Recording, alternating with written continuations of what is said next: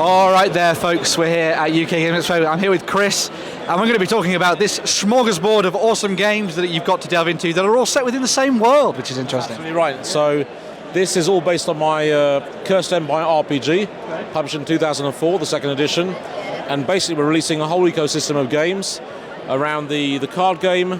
We have a dungeon crawler, we have a Euro-style game, and there's 4 other games under development at varying stages of development. And here you can see pretty much where we're at the moment in terms of the game range.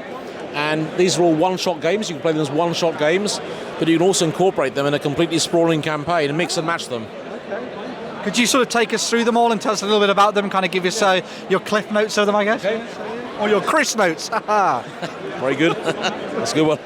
So basically here, just to get a bit of a flavour for the size of the game world, this is the world of Thargos. And this continent here, where most of the action happens, this small cape here is actually this map here. And this map here has 80 city maps, which you can see mapped out to this level of detail. You can even then go down to street level gaming for miniatures games, and anywhere in between. So each of these games fits in this setting. The card game itself, released now in the UK, second edition, including zombie expansion we have on the stand. Basically, a solo game, a versus mode, and also a cooperative game and story mode around a table.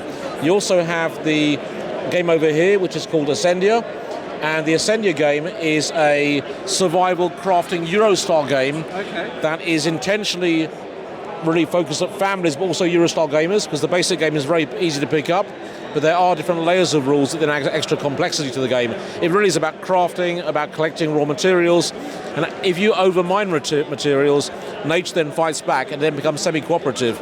So you are competing, but at times you have to kind of interact with each other and team up. The dungeon crawler is under development. There's just pieces of the prototype here, but there's a lot more on the stand, and that will be 100 dungeon tile, 100 A4 dungeon tiles, 10 chapter campaign, sprawling campaign, and there's a lot of stuff to talk about there, but we'll cover that probably another opportunity. Card game's already out, and we have a bunch of other games. There's a guild-based game as well. All different styles of games. There's worker placement, deck builders, area control games, Euro-style games. And the idea is really to appeal to a really broad audience and really get the IP out there so people really enjoy it. And it's one of those things where if someone loves the idea of your world, they can find the entry point that suits them to learn more about it. That is exactly how I call it. It is the entry point. Whether you're into miniatures, we also have 300 miniatures as well. It is any entry point, and I'm trying to multiply those without being naive to think everybody will enjoy everything, but the more you multiply different game genres or styles, the more you hopefully draw in people to enjoy more of the setting.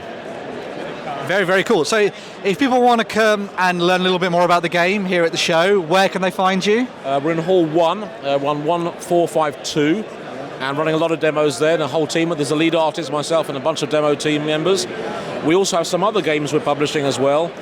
This over here is called Kidnapper.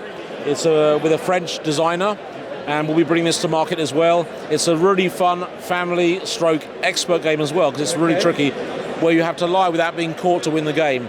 Make pairs. Basically, the emperor of this setting goes around asking where the cats and dogs have disappeared to and making sets, and asks who has which number, and you have to either lie, raise your hand or lie, and basically if you get caught out, you get in trouble. You didn't play an open hand. It's a really fast-paced game, really fun, really easy to pick up. And finally over here, with these guys, we're also co-developing a game with these guys with this robot-based board game, which combines technology with board games, and they're developing now software development toolkits, people to develop their own games as well. So we'll be running demos of that on the stand as well. We're looking at working on a large monster battle game, a boss fight game with that, with AI, a lot of stuff, exciting stuff coming there. There's so many different things. So you've got new stuff that's like on the fringe of what's coming to the tabletop. You've got very quick and easy card games, and then you've got this just wealth of options for diving into your world, essentially. Exactly, and that's just a fraction of it. That's now on Oculus, actually on VR. We have a beta version, it's going to go to test soon. We have the card game on VR as well. So a lot of stuff going on at the moment. Thank you very much, Chris. This all sounds amazing. If you want to come and find out more, make sure to go and check out that stand. You heard it earlier in the video. It's also going to be in the title, so don't worry about that. It's easy enough to forget numbers nowadays, isn't it, I guess? But yeah, make sure to check that out. We're going to move on and dive into another video very soon. Bye for now. Thanks.